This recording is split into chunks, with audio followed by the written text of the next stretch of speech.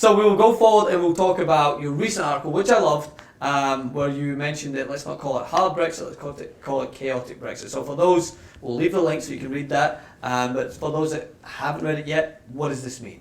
Right, so Britain is leaving the European Union. That is going to happen because 52% voted to leave. Now, it doesn't sound like a massive majority, but that's democracy. You lose, and we last.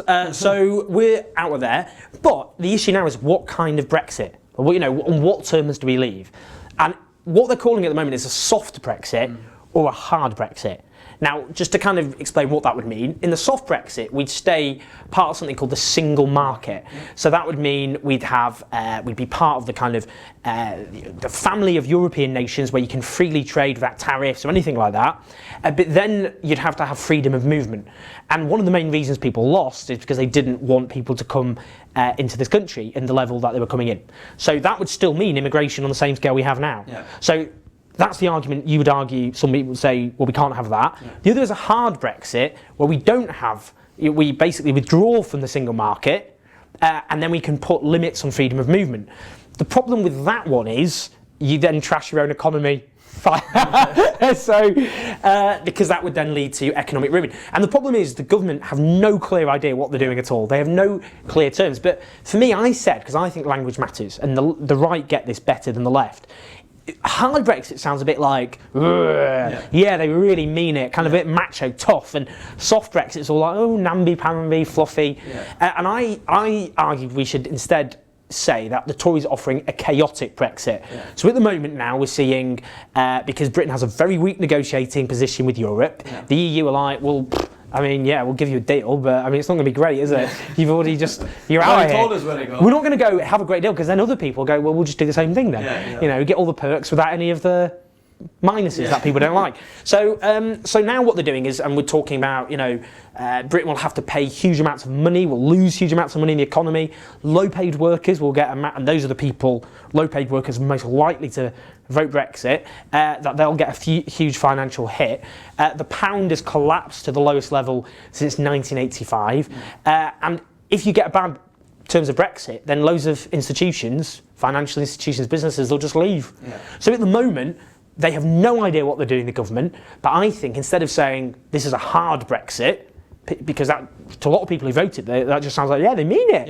I'm going to get what we want. Sounds like they still know what they're doing, which is often the misconception with Tories. But they don't know what they're doing at all. It's like you just often believe that you might not like them, very similar to most politicians, you might not like them, but you almost feel a sense of contempt that they are actually understanding of the process is what they're going through, that they might know where they're going to go. Well, people think often about the Conservatives, same with the Republicans, that we don't like them, they're nasty. They know how to manage money. Exactly, they're competent. They stand up for the rich, but they're competent. And that's not looking great for the government at the moment. So what they need to do is come under a huge amount of pressure, and finally we're starting to see it. At first it just looked like they could do what they wanted, start killing the firstborn and get away with it. But now they're not, so it's all about putting pressure on. This is chaotic Brexit. It threatens the economy, the living standards, the security of this country, which is not great. So how do you see, by the way, with the call to the current leaks again, I'm sure people in the TYT audience in the United States have seen this. It's estimated 66 billion of a loss. That's if you can make it back. You got it down the sofa. You know how you can make it back? By, according to rumours, removing £800 a month from the lowest income jobs. That sounds like a very similar way to what they would try to plan in order to make that money back. How do you see Britain, specifically under Theresa May, reacting to this? Well, I think it's not really hit people, the consequences, to be honest, of what's going to happen. We're in a kind of phony war. People have voted to leave.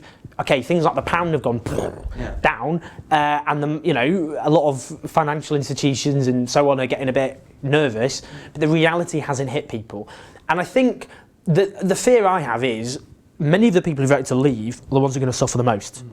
And unless people who don't want a chaotic Brexit, but actually want a Brexit that protects people, which puts the economy first, which means having access to the single market above all else, to protect our jobs in our industries that would face ruin.